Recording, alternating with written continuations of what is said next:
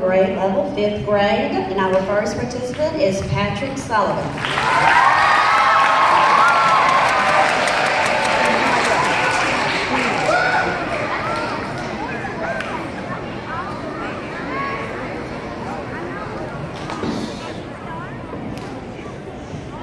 The Sounds of Blackness by Latoya Faith. In my heart, there lies no defeat, but in my bosom, a triumphant and rhythmic beat. And while my spirit dances with gladness, I'm quick to recall the sounds of blackness. I hear the moaning and wailing of native Africans held captive on ships sailing as though it were my youth of yesterday, whispering truths to ears in dark dismay. The long, persistent motherland call of anxious hope and justice for all, as though it beckoned from higher heights, I hear the songs still away nights.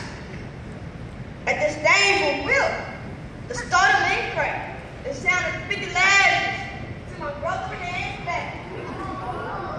We listen to hate hypocrisy, its rhetoric on religion, and pray for deliverance, complete with wisdom.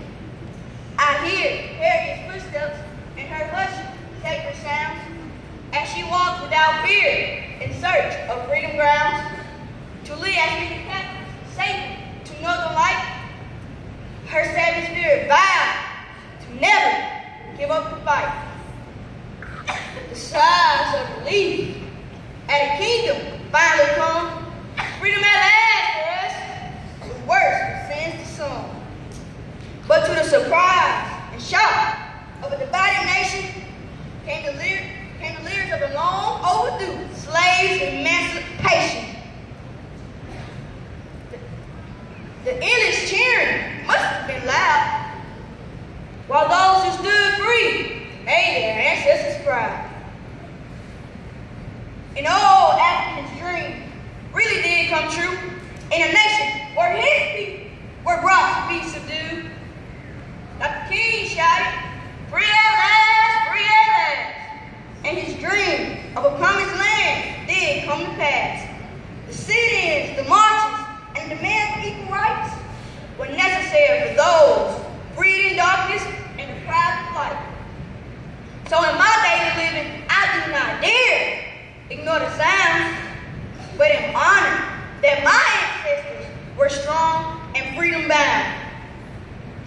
When fellow men can't remember the truth about this sadness, pause to share with them one of the many sounds of blackness.